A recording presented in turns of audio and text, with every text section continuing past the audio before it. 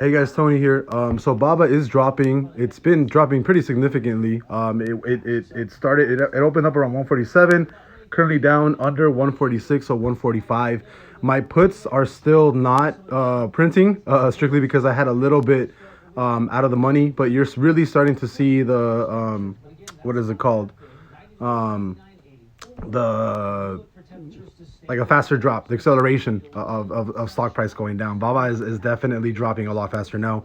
My TP for Alibaba is going to be 130.